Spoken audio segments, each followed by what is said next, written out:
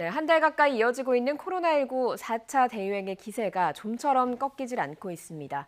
26일째 1,000명이 넘는 환자가 발생하고 있는데요. 특히 본격적인 휴가철을 맞아서 피서지를 중심으로 감염이 전국으로 확산하면서 방역당국은 추가 조치를 검토하고 있습니다. 관련 소식 정리해보겠습니다. 천은미 이대목동병원 호흡기내과 교수 김성훈 변호사 나오셨습니다. 두 분 어서 오세요. 안녕하세요. 먼저 천은미 교수님, 지금 신규 확진자 1,442명이고요. 26일째죠, 네 자릿수가. 네. 이대로 좀 고착되는 건 아닌가 하는 우려도 좀 커지고 있거든요. 어떻게 예상을 하십니까? 네, 지난주 토요일과 거의 유사하거나 수도권은 조금 증가를 했습니다. 예. 수도권은 4단계고 비수도권은 3단계인데도 불구하고 지금 확진자가 전혀 줄질 않고 예. 있습니다. 특히나 이 거리두기 효과가 지금 효과가 거의 없다고 생각되는 상황에서 백신 접종을 하지 않은 젊은 층 중심으로 중증자까지 늘고 있는 그런 상황이기 때문에 예. 좀 다른 특별한 대책이 지금 수도권과 비수도권에 필요한 상황이라고 볼 수 있습니다. 예, 방역 당국도 추가 조치를 검토하겠다라고 말씀을 했는데 네.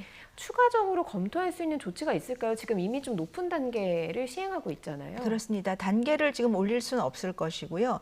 단계를 올릴 수 있는 단계 자체가 없습니다. 우선은 우리가 직장 같은 경우에 가장 감염이 많이 되어 지금 사례를 보면 공장이라든지 이런 네. 곳에서 사업장에 많이 나오기 때문에 우리 WHO에서도 개인 간의 접촉 감염을 차단하기 위해서는 직장 감염을 차단하기를 권고를 했습니다. 예. 그래서 재택근무를 좀 강력하게 저는 좀 여러 군데 할 수 있는 곳에 지행을 해주고요. 특히나 이제 주점이라든지 이런 체육시설에서도 단체 감염이 많이 나고 있기 때문에 이러한 다중 이용 시설에 대해서는 시간 제한을 좀 한다든지 인원 제한을 지금보다 조금 더 강력히 할 필요가 있을 네. 것 같습니다. 특히나 델타 변이의 이 전파력이 생각했던 것보다 훨씬 높습니다. 그래서 최근 CDC에서 뭐 전파력이 일반적인 독감이나 이런 것보다는 우리가 수두 정도 높다고 예. 말할 정도로 옆에 있으면 감염이 되는 정도이기 때문에 특히나 이런 체육시설이라든지 주점이나 이런 밀폐된 공간이 있을 때는 학원 같은 경우에는 우리가 사람과의 사람이 조금 마스크를 느슨하게 해서 호흡을 할 때 바이러스가 뭐 중국 연구에는 1260배가 바이러스 양이 많다고 할 정도로 근처에 있으면 감염이 되는 거죠. 그러니까 마스크를 철저히 착용을 해야 되고 실내 밀폐된 공간에는 가능하면 KF 마스크를 꼭 써주셔야 되고요. 특히나 이런 밀폐된 공간에 에어컨을 통한 감염이 지금 여러 번 나오고 있죠. 여러 번 말씀을 드렸는데 에어컨 필터 청소를 잘 안 하세요.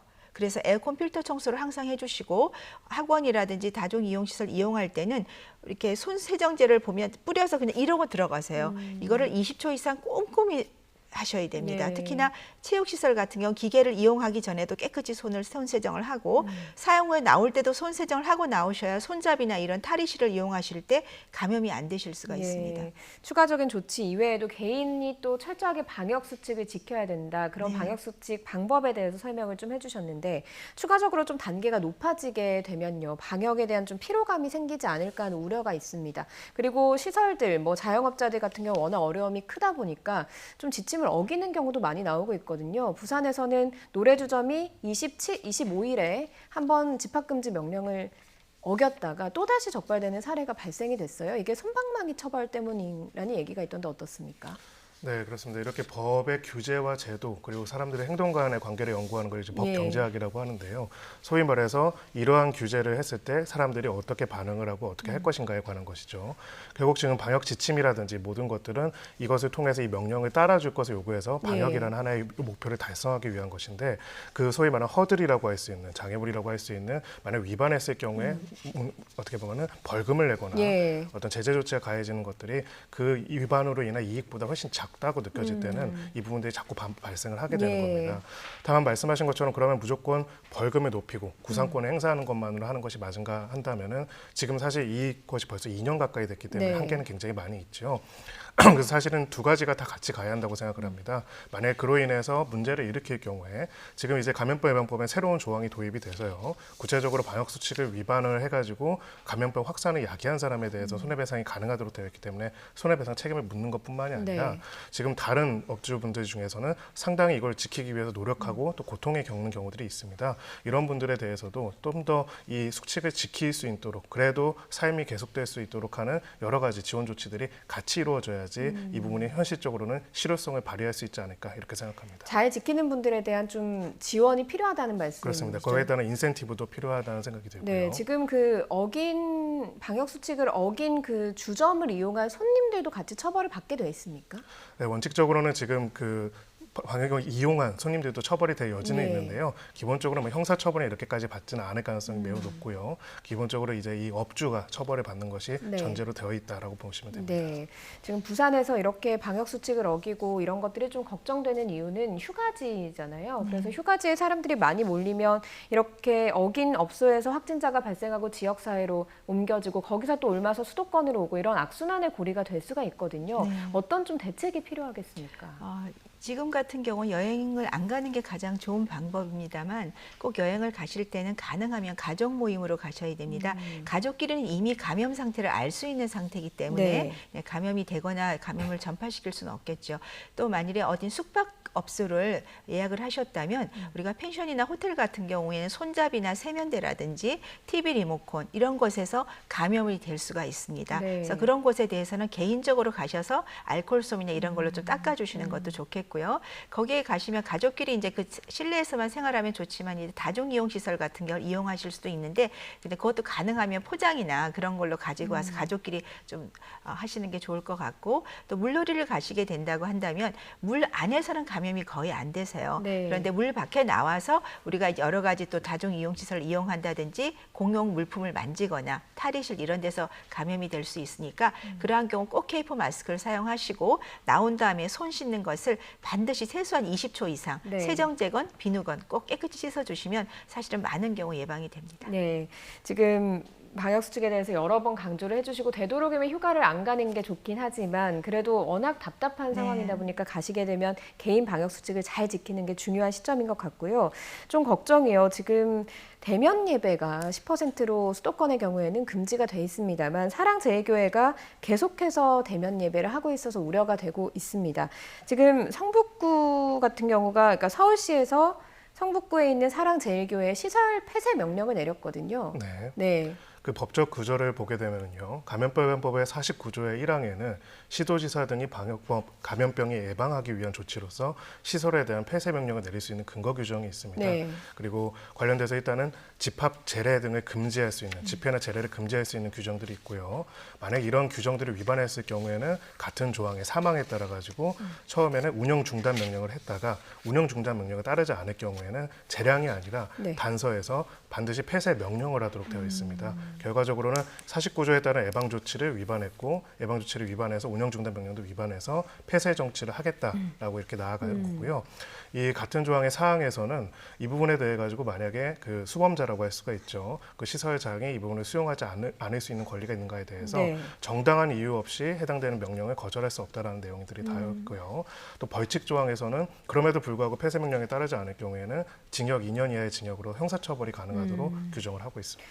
이런 지금 보면은 사랑제일교회가 4차 대유행 중에서도 이미 오늘까지도 대면 예배가 진행이 되고 있으니까 좀 빠르게 조치를 해야 감염 확산이 일어나지 않을 수도 있을 것 같거든요. 그런데 절차가 좀 긴 겁니까? 시간이 좀 오래 걸리는 것 같거든요. 네, 제가 조항은 좀 이렇게 말씀을 드렸지만은 이미 이 단계 중에서 폐쇄 명령 전 단계까지가 이루어졌습니다. 네. 소위 말해서 운영 중단 명령까지 내려진 상태에서 위반이 이루어진 상태이기 때문에 지금으로서는 폐쇄 명령을 할 수 있고 안 할 수 있는 게 아니라 감염병 예방법에 따르면 해야만 하는 상황이라고 볼 수가 네, 있고요. 어떻게 폐쇄를 할 수가 있습니까? 네, 그 폐쇄의 방법에 대해서도 구체적으로 규정을 하고 있습니다. 이제 표찰이나 해당되는 부분들, 그 시설에 같은 것들을 제거하고 공무원들이 직접 들어가서 제거를 하고 출입 통제선을 만들고 예. 하는 방식들의 구체적인 물리적인 폐쇄들이 가능하도록 법에 규정이 있기 때문에 그런 조치들이 이루어질 것으로 보입니다. 예, 이후에 이제 물리적인 폐쇄까지도 가능한 지금 법상으로 내용이 되어 있는데 이렇게 교회에 대해서 좀 막는 이유가 과거에 교회발 집단 감염이 상당히 많이 퍼지는 걸 좀 볼 수가 있었잖아요. 네네.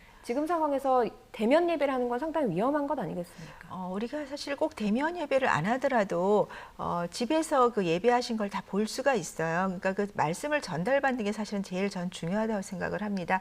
만일에 이제 어떤 예배에 대한 권리를 주장을 하신다면 사실은 제일 중요한 학생들이 지금 교육권도 우리는 유보를 하고 있어요. 예. 감염병이란 이런 특수 상황이기 때문에 그렇다면 이렇게 예배에 대한 그런 권리보다는 우리 다른 전 국민들이 지금 보유하고 있는 그런 권리에 대해서 거에서도 저는 좀 참작을 할 필요가 있고 교인들께서는 사실은 꼭 대면 예배를 안 하더라도 본인들의 어떤 뜻을 전달할 방법은 전 충분히 여러 있다고 생각을 합니다. 네. 그래서 이런 경우에 조금 자제를 해주시는 것이 저는 꼭 필요하다고 생각합니다. 예, 물론 비대면으로 많이들 지금 교회를 운영하고 잘 네. 지키고 계시는 분들도 상당히 많습니다만 사랑제일교회는 방역 수칙을 잘 지키면서 예배를 하기 때문에 대면 예배를 하기 때문에 우리는 법을 어긴 게 아니다. 그래서 좀 서울시에 대해서 법적으로 좀 소송을 걸겠다 이런 입장을 보이고 있거든요.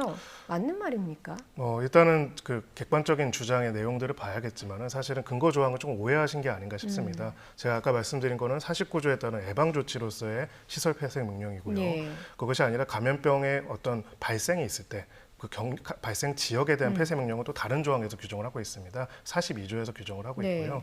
지금 이제 그 사랑제일교회 측에서 말씀하시는 거는 지금 우리가 감염병 환자가 발생한 것도 아니고 의심 환자가 나온 것도 아닌데 왜 폐쇄를 하느냐, 부당하다는 이야기를 네. 하는 건데요.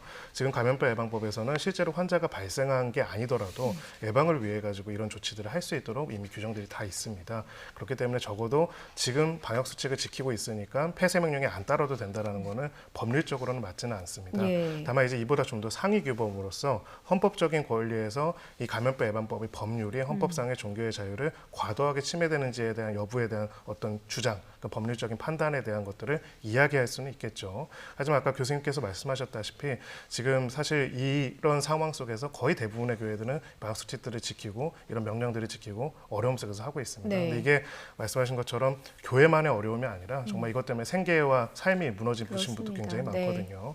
이런 부분들의 아픔을 함께 공감하면서 이것을 이겨내기 위해서 같이 연대하는 모습들을 보여주고자 하는 것이 또 많은 교회들이 하고 있는 부분들인데 네. 그런 부분에서 단순하게 권리의 측면으로만 접근하는 것들이 얼마나 유효하게 법률적으로 받아들여질지는 조금 의문입니다. 예, 사랑제일교회 같은 경우에는 지난해 여름에도 한 차례 그 집단 감염이 발생하게 했던 그런 원인을 제공한 바가 있기 때문에 구상권도 청구가 돼 있는 상황이고 교회에 대해서 두 군데에서 건강보험공단에서 구상권 청구 소송을 제기를 한 것으로 알고 있거든요. 구상권 청구라고 하는 게 어떤 것이고 또 이게 왜 지금 이 세 교회에 대해서 이루어지고 있는지 좀 궁금합니다. 좀 정리를 해주시죠. 네, 이게 이제 과거에 여러 가지 사례들을 비교해서 볼 수가 있는데요. 기본적으로는 원칙적으로는 이 감염병 예방법 위반으로 인한 불법 행위가 성립이 됩니다. 예. 피해자가 누구인지를 봐야 하는데요. 만약에 그런 위반 행위로 인해 가지고 피해를 입은 사람이 있다고 한다면은 직접 감염된 사람들 이런 사람들은 피해가 된다고 볼 수가 있겠죠. 예를 들어서 수칙을 지키지 않고 소독을 제대로 안 하고 이런 상황에서 거기에 잘못 입장을 했다가 감염된 사람들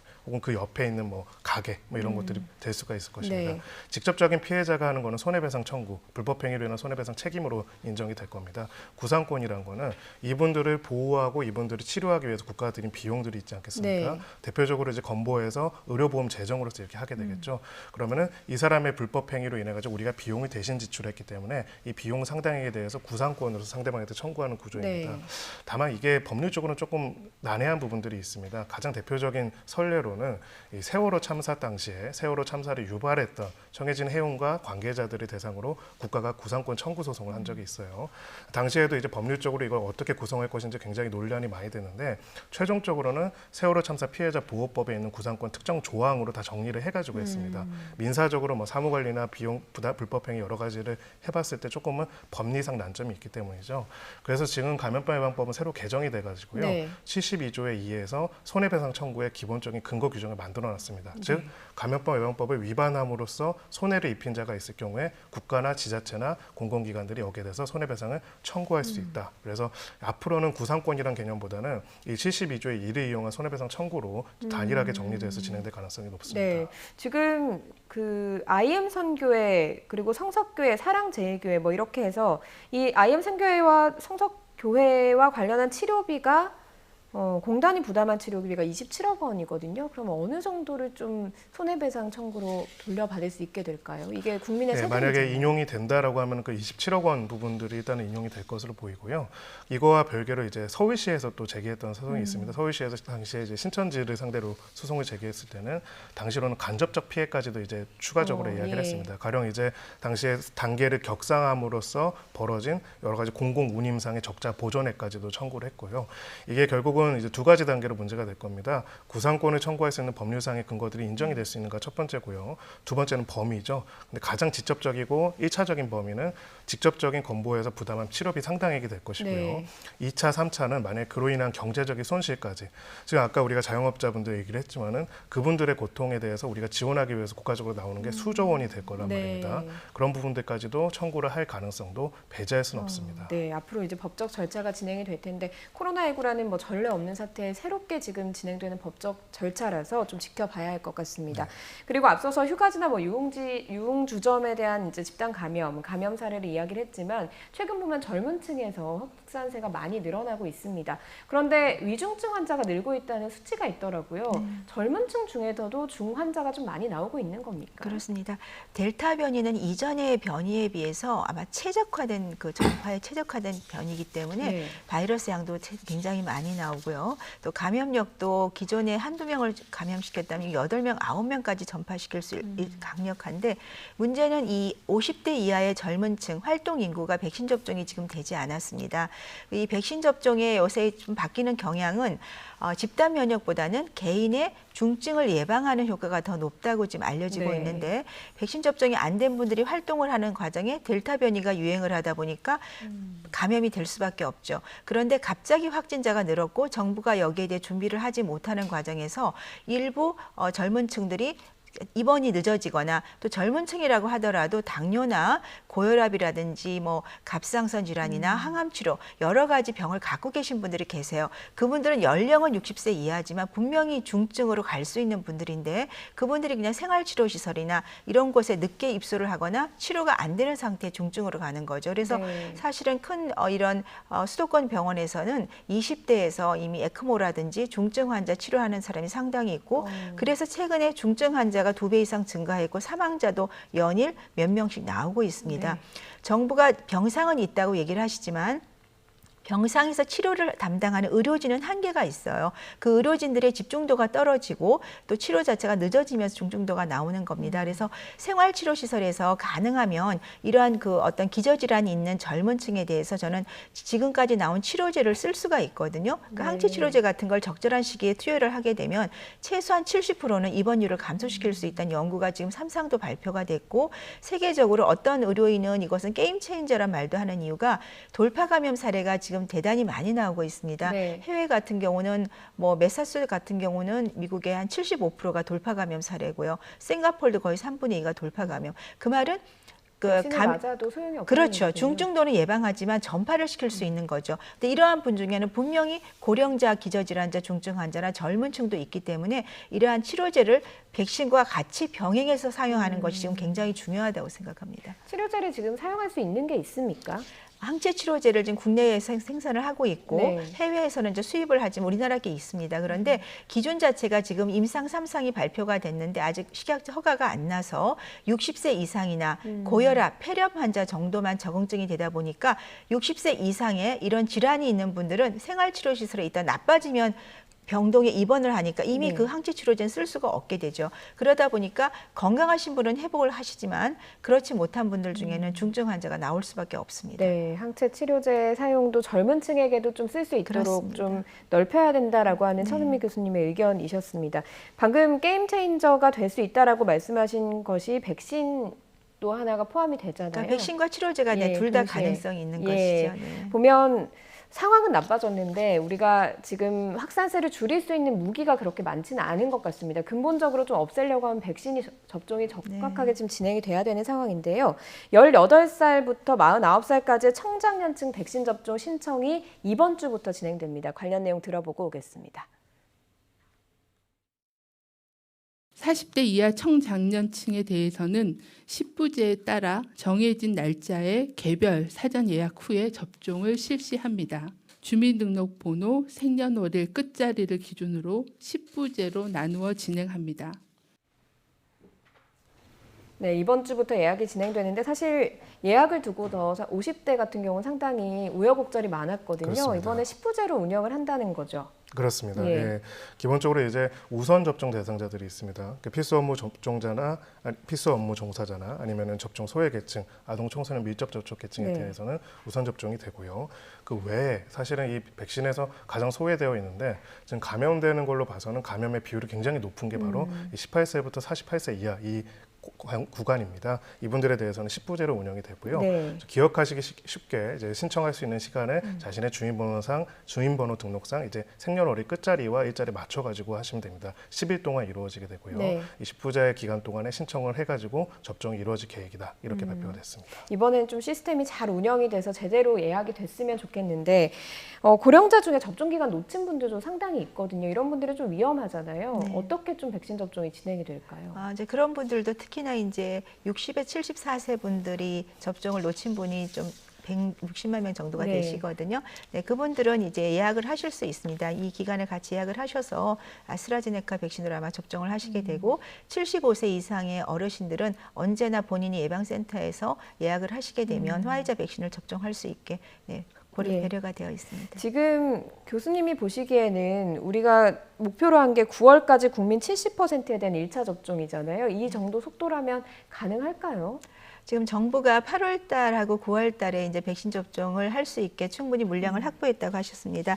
지금 8월에 2,009만, 9월에 4,200만의 분이기 때문에 예. 지금 40대, 30대, 20대가 충분히 접종은 할 수가 있는데 문제는 8월에 물량이 얼마나 들어오냐가 중요할 것 같습니다. 대부분 물량이 만일에 9월에 들어오게 된다면 또 이제 조금 더 한 달 더 연기가 될 확률이 있기 때문에 네. 정부가 이제 한 달 단위로 이제 물량이 들어오게 되는데 이거를 주 단위로 또 달라지다 보니까 50대 같은 경우도 이제 백신 종류가 바뀌고 이런 문제가 있었습니다. 그래서 하여튼 9월까지는 정부가 말한 대로 1차 접종을 70% 이상 완료를 하겠다고 예. 하셨기 때문에 저는 가능할 수는 있다고 생각을 합니다만 지금 집단 면역 개념은 이제는 별로 의미가 없습니다. 네. 말씀드렸듯이 집단 면역보다는 본인이 접종을 하셔서 본인이 중증으로 가지 않게 하는 게 제일 중요하고 하지만 이 바이러스는 언제든지 변이를 해서 계속 지금 전파가 되기 때문에 본인이 접종을 했더라도 마스크 착용은 정말 중요하다는 사실을 꼭 기억해야 될 것 같습니다. 네. 그 오늘 미국에서 들려온 소식을 보니까 델타 변이 바이러스보다 조금 더 강한 바이러스가 나올 수가 있어서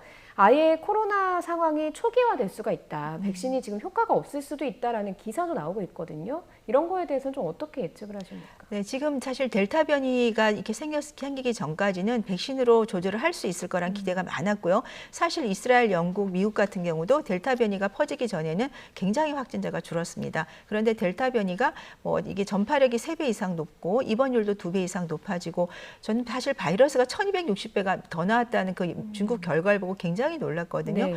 그 정도로 변이를 한다면 정말 새로운 변이가 나오면 이 백신이 완전히 무력화될 수 있고 그 새로운 백신을 가지고 접종을 하기에는 변이 속도가 너무 빠른 거죠. 네. 따라갈 수가 없다. 그러면 이 사태를 어떻게 해결할 것인가? 사실은 지금은 확실한 답은 없고요. 저는 치료약이 나와야 된다고 생각합니다. 독감 자체는 매년 변화를 하지만 우리가 이제 타미플루라는 약을 복용하면서 접종을 하면서 같이 가고 네. 있고 지금 사실 치명률은 조금씩 떨어지고는 있어요. 델타 변이가 입원율은 높지만 아직 치명률이 높다는 보고는 없습니다. 그렇기 때문에 전반적으로는 백신은 백신대로 우리가 최대한 개발을 하고 치료제도 개발을 해서 치료제가 사실은 아마 경구 치료제가 연말이면 나올 거고요. 네. 그 약이 정말로 효과가 있다면 지금 임상 2상까지는 아주 좋습니다. 임상 2상에서는 우리가 5일 정도만 복용을 한 바이러스가 다 사멸하는 것으로 되어 있거든요.